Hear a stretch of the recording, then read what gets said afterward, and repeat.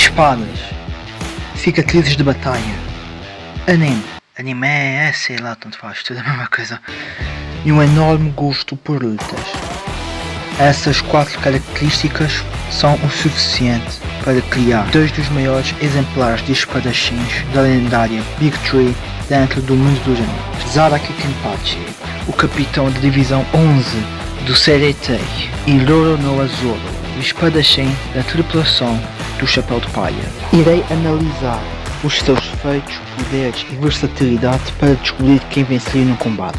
Claro, tudo que eu direi aqui não será mais do meu ponto de vista sobre a luta com base nos feitos e informações de ambas as obras. Sintam-se à vontade para discordar do resultado e podem até colocar os vossos contrapontos e argumentos nos comentários, desde que seja com respeito e educação, tá bom?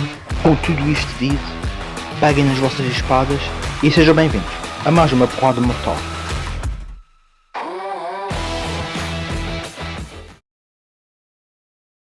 A função dos Shinigamis em Bleach é enfrentar almas corrompidas chamadas Hollows para manter o equilíbrio entre os mundos. Senão, caso contrário, a sociedade das almas entrará em choque com o mundo mortal, causando a eventual destruição de ambos os mundos. Isso só prova que o bicho é barra, não é nem plantar. E de todos os vários capitães que comandam cada divisão da série T, um deles é conhecido como Shinigami com a maior força bruta dentre eles e que sente um enorme prazer em lutar. Esse capitão era Zaraki Kenpachi. Ainda quando Zaraki era uma pequena criança, ele já era capaz de matar diversos oponentes ao mesmo tempo sem nenhuma dificuldade. Ele era tão forte que até a capitão Unohana, a Kenpachi do seu tempo, quase foi morta por ele. Durante esse evento, Zaraki começou a sentir uma emoção que ele nunca havia sentido antes. O gosto e o prazer de uma boa luta contra alguém tão forte quanto ele. Contudo, ao mesmo tempo que ele sentia alegria e um propósito para a sua vida, ele também tinha medo de matar o Nohana e entrar em uma crise existencial de nunca mais enfrentar alguém tão forte novamente. Zaraki então criou limitadores em si mesmo e começou a usar uma pala no olho que reduz a sua força pela metade, para que ele sempre consiga sentir prazer em lutar com alguém, independentemente do seu nível de força. O tempo passa e Zaraki torna-se no capitão da divisão 11, que é conhecida como a divisão mais violenta da série T. Ele é acompanhado juntamente com a sua tenente Yashiro, que é uma criança que Zaraki encontrou sozinha no meio da floresta, e desde então eles são praticamente inseparáveis. Empolgado por uma luta intensa, Zaraki conhece Ichigo Kurosaki, que ficou surpreso com a sua enorme força e resistência, que era forte o suficiente para cortar prédios de metal e capaz de destruir um quarteirão inteiro numa colisão de espadas com Ichigo. E detalhe que o Kenpachi não conseguia usar nem Shikai e muito menos Bankai, que oferecem um aumento de poder entre 5 a 10 vezes. Contudo, Zaraki não conseguia usar nem Shikai por não saber o nome da sua Zanpakuto. Mas Kenpachi compensa isso com uma grande quantidade de Reiatsu, que para quem não viu Bleach, é basicamente energia espiritual que pode ser controlada por uma pressão espiritual. Pela explicação do próprio Kenpachi, o que dá a entender é que uma força espiritual pode ser esmagada por outra muito maior. É como se o facto de que a pressão espiritual de uma Reiatsu muito superior iria anular totalmente a outra Reiatsu inferior. E já vimos alguns pequenos exemplos desse ocorrido, como quando a Nigeki Kesatsu da Soifon foi bloqueada pela pressão espiritual muito maior de Aizen. Por mais que Kenpachi não conseguisse usar Shikai e muito menos Bankai, isso não o impediu de superar personagens como Ulquiorra na forma Resurreição Fase 2, que tem poder o suficiente para destruir o Las Noches, que tem um formato quadrado e que demora 3 dias para ir de um canto até ao portão do centro da muralha do Las Noches numa caminhada. E um lança del relâmpago de Ulquiorra já causava uma destruição maior do que o próprio Las Noches em tamanho. E eu sei que nem sempre devemos misturar força física com ataques de energia, mas neste caso Kenpachi é puro poder destrutivo e ele já mostrou que pode rivalizar com poderes espirituais contra a Noitra com a sua própria força física. Então dá para dizer que a força dele escala para qualquer habilidade destrutiva de quem foi muito mais fraco do que ele. Ah, mas isso são só hipérboles e falácias. Cadê os feitos de verdade, seu narrador bucha? Vocês querem feitos de verdade? Então eu irei mostrar feitos de verdade. Após retirar as suas restrições na sua segunda luta contra Unohana, Kenpachi não apenas adquiriu a sua Shikai no Zarashi, como também conseguiu cortar o meteoro do Grammy, que tinha a capacidade de destruir toda a série Tei, que segundo Yoruichi, uma caminhada para chegar em um dos 4 portões da série Tei leva cerca de 10 dias. E vale mencionar que, além de ele ter sobrevivido à explosão do meteoro, ele estava com a pala no olho, o que significa que ele estava só com metade da sua força no momento, e mesmo assim ele destruiu o meteoro com relativa facilidade. E mesmo que a afirmação do Grammy fosse só mais uma hipérbole e falácia, ainda existia sim a preocupação de que a série Tei seria destruída após a queda do meteoro, além de que a habilidade do Grammy consegue tornar realidade aquilo que ele pensa.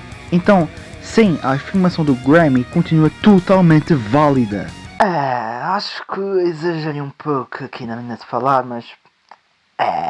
o que acham destes factos e feitos? E ele ainda cortou Grammy, que usou da sua habilidade da Visionary para deixar o seu corpo tão denso quanto aço. Kenpachi também é bem rápido, apesar de não ter muitos feitos, mas podemos escalá-lo com outros personagens como o Byakuya Kuchiki, que é conhecido como um dos mais rápidos do verso, superando até mesmo a Shikai de Jin Ishimaru, que pode se estender numa velocidade de Mach 500. Para ficar mais fácil estimar a velocidade dele, irei escalar Kenpachi com Ichibei, que alcançou Yuhabaha, que foi lançado a uma velocidade de 1000 ri por segundo. Um ri equivale a quase 4 km e multiplicando por 1000, Ichibei teria uma velocidade de quase 4000 km por segundo. Kenpachi também tem uma resistência absurda. Além da já mencionada explosão do meteoro, ele já recebeu uma explosão de 6 Grammys e mesmo tudo ferido, ele ainda se manteve de pé. Ele já foi perfurado por centenas de lâminas de Tolzan e ainda assim conseguiu ficar de pé sem problemas. E ele apenas sorriu quando foi cortado por Noitra. E teve outra vez onde ele foi submetido ao espaço sideral criado por Grammy e teve os seus órgãos internos gravemente afetados, e mesmo assim ele continuou a lutar e abriu uma fenda nesse pequeno espaço criado pelo Grammy, que para efeitos de comparação seria algo similar a uma expansão de domínio de Jujutsu Kaisen. Contudo, esse não é o limite de poder dele, ele pode ir ainda mais além. Da mesma forma que ele conseguiu ativar a forma Shikai, ele também conseguiu ativar a Bankai, que, surpresa, na verdade era Yashiro desde o início. Ao ativar a Bankai, Yashiro oferece mais poder para Kenpachi ao ponto do seu próprio corpo não conseguir aguentar direito. Com o corpo todo avermelhado, Kenpachi ganha um upgrade altíssimo, sendo capaz de arrancar o braço de Geralt com os dentes. E isso sem nenhuma dificuldade aparente. Infelizmente não tem muita coisa que se possa dizer da Bankai dele, devido ao curto espaço de tempo que foi mostrado, mas com certeza uma Bankai extremamente poderosa. E sem falar também que Kenpachi também se mostrou bem habilidoso como espadachim em algumas circunstâncias. Mas apesar de toda essa quantidade absurda de poder, ele não é invencível e também possui fraquezas, como o facto de ele nunca começar as lutas no seu máximo, ao sempre reduzir a sua pressão espiritual para ter lutas equilibradas e emocionantes, pois isso já fez com que ele perdesse para Ichigo ainda no começo da obra, que na teoria ainda era muito inferior a ele. Sem mencionar que o facto de ele deixar o oponente atacar primeiro para medir a sua força pode ser fatal dependendo da luta. Ainda assim, é preciso muito esforço para derrubar Kenpachi. O que faz dele um capitão tão diferente dos outros é que ele não precisa de poderes exagerados para ser poderoso. E a sua força de vontade é talvez uma das suas melhores características. Ele nunca desiste do combate, sempre se mantendo de pé, lutando até ao fim e aguentando qualquer ataque com força e determinação. Afinal, não é à toa que Kenpachi adora procurar um oponente forte para lutar, e com certeza ele deve ser levado como um exemplo de nunca parar de evoluir para ficar mais forte e que nunca se deve desistir de uma luta. Vocês podem até pensar que eu estou a exagerar, mas na própria obra ele indiretamente incentivou Ikaku para ele ficar mais forte para derrotar Kenpachi um dia. Ele é basicamente o Goku elevado à milésima potência. Deve ser por isso que alguns pensam que o Kenpachi só sai também. E com tudo isto, já deu para entender porque é que Kenpachi é o capitão da Divisão 11 e que ele é totalmente merecedor do título Kenpachi. Riqueza, fama e poder. Estas foram as conquistas que o Rei dos Piratas, Gold Roger, obteve após encontrar o maior tesouro do mundo, o One Piece.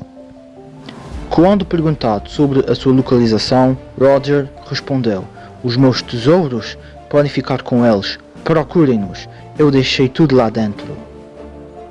E assim começou a Era dos Piratas em busca do One Piece, e um deles, Monkey D. Luffy, tem o sonho de ser o futuro Rei dos Piratas e deu origem ao bando do Chapéu de Paia ao encontrar aquele que era chamado de Caçador de Piratas, Roronoa Zoro. Ainda quando era uma criança, Zoro já treinava com rochas pesadas e era notavelmente habilidoso com espadas, ao derrotar quase todos os alunos do dojo onde ele treinava. Quase todos, menos Kuina, a qual o Zoro criou uma rivalidade por sempre perder contra ela.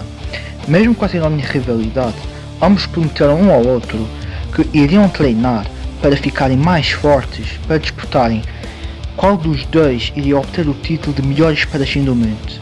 Infelizmente, no dia seguinte, Kuina sofreu um acidente de escada e veio a falecer, e com isso Zoro passou a carregar consigo a espada de Kuina desde então, com a promessa de que ele iria realizar o seu sonho em nome da sua rival e amiga. Com o passar do tempo, Zoro ficou consideravelmente mais forte e resistente, podendo suportar ataques do Mr. One das Bones, capazes de cortar edifícios. Ao longo da sua jornada no bando, Zoro mostrou que consegue empunhar 3 espadas ao mesmo tempo no combate, sendo capaz de utilizar técnicas dos estilos Itoryu, Nitoryu e Santoryu. E alguns desses exemplos de técnicas são Shishi Sonson, um ataque rápido de uma espada só a curta distância, Yakudori, um corte lançado a longa distância, Sanjuroku Pondoho, basicamente a mesma coisa, só que numa escala muito mais destrutiva, Kokujo ou Tatsumaki, um tornado criado pelas suas 3 espadas. E não tem nada a ver com a Tatsumaki do One Punch Man. Rengoku Onigiri, um ataque rápido e direto com as suas 3 espadas. E a sua técnica mais icónica, Sanzen Zakai, uma investida rápida ao girar as suas 2 espadas em um ataque extremamente rápido. E entre outras técnicas de espadas que eu não vou mencionar agora porque a lista senão ia ficar imensa. Mas a sua técnica mais poderosa, sem a menor sombra de dúvidas, é o seu senso de direção horrível, que faz com que ele se perca em qualquer lugar. Ele já se perdeu até em linha reta. Uau, que poder mais inútil.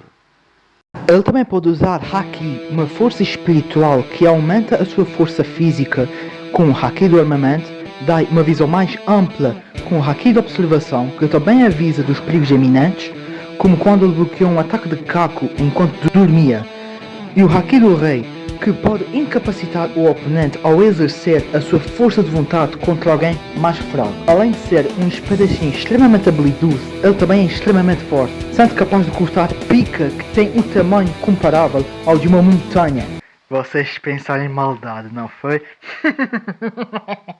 Ok, peço perdão, eu não podia perder essa oportunidade. Personagens muito mais fracos, como Enel, já tinham capacidade de destruir uma ilha inteira com um Raigo. E Ace, cuja colisão de ataques com Marshall e Teach causou uma explosão muito maior do que uma ilha onde eles estavam a lutar, além de Gekko Moria, o padrão até ao máximo, que dividiu Thriller Bark com um soco no chão. E Zoro atualmente é muito superior a todos eles nessas respectivas épocas. Mas o seu maior feito, sem sombra de dúvidas, foi quando ele conseguiu parar um ataque combinado de Big Mom e Kaido na forma híbrida, 2 Yonkous, conhecidos pela sua força absurda. E Kaido base nocauteou Luffy Gear 4 com um único ataque. Kaido, inclusive, já conseguiu levantar a ilha de Onigashima com o poder da sua Akuma no Mi. Outro feito bem impressionante de Zoro foi quando ele conseguiu cortar Kaido, feito esse que só foi realizado anteriormente por Kozuki Oden, o antigo Shogun do Wano. E Zoro fez isso ao utilizar a sua técnica Azura. Não é Azura? Também não é esse. Eu nem sei que Azura é esse.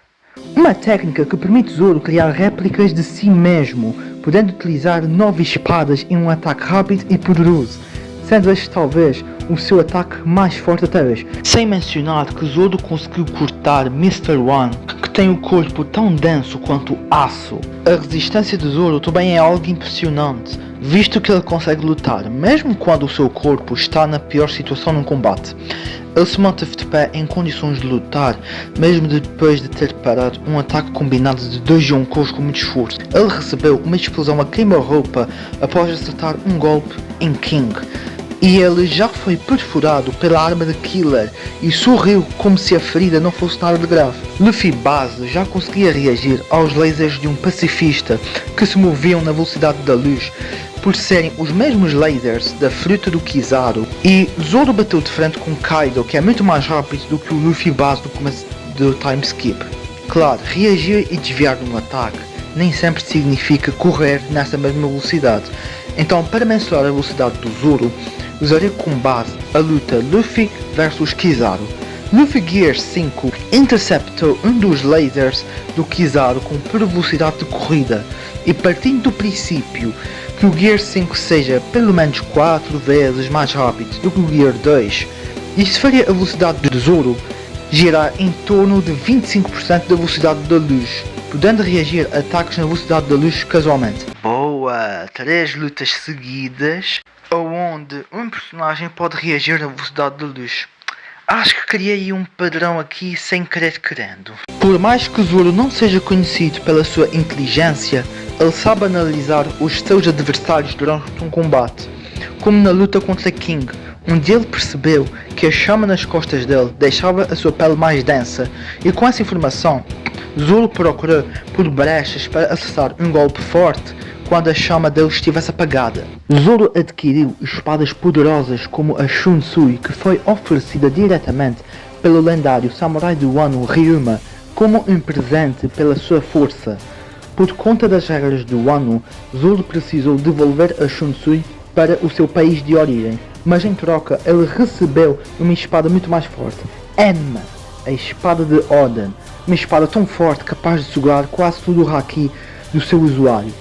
Zoro eventualmente conseguiu controlá-la na sua luta contra King, e assim ele despertou o seu haki do rei. Mas mesmo que Zoro não tenha nenhuma fraqueza específica, ele ainda pode ser derrotado numa luta, e perder as suas espadas seria o mesmo que perder 90% das suas capacidades de combate, já que um espadachim precisa de uma espada para lutar.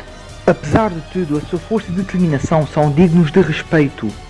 Ainda no começo do One Piece, ele ganhou o respeito de Drácula Mihawk, o melhor espadachim do mundo, pela sua determinação inabalável.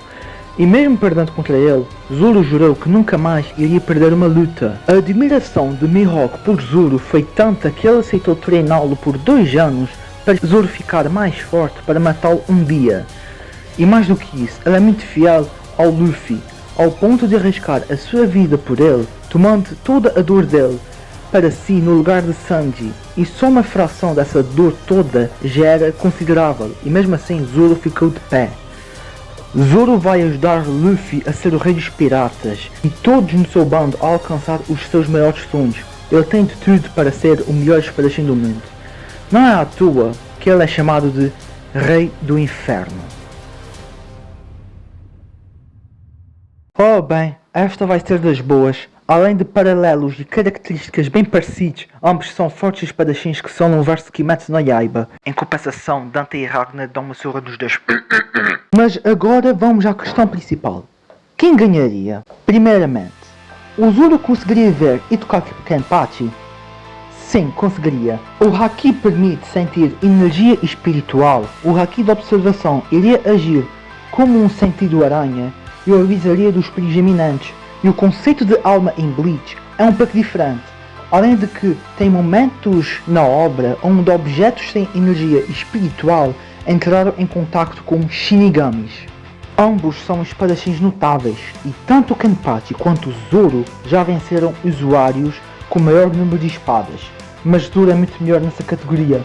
Por mais que Kenpachi tenha séculos de experiência a mais do que qualquer um em One Piece, ele nunca enfrenta ninguém tão habilidoso e versátil quanto Zoro. Sim, ele enfrenta Noitra, mas a habilidade dele com espadas nem se compara com a de Zoro.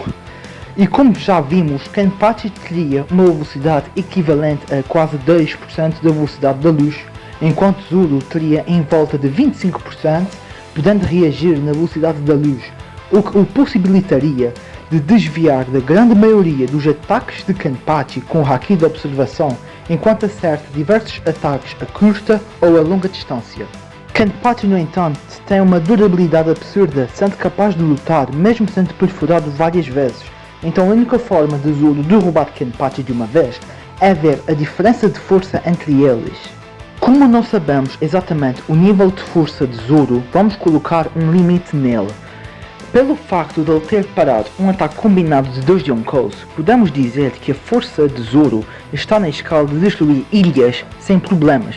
Porém, verdade seja dita, independentemente da forçação de barra ou malabarismo mental que eu fizesse aqui, o facto é que não tem evidências coerentes de que ele poderia destruir um país. Kenpachi, por outro lado, facilmente destruiu o meteor de Grammy, com capacidade de destruir a série inteira, feito esse que equivale a quase 44 petatons de força.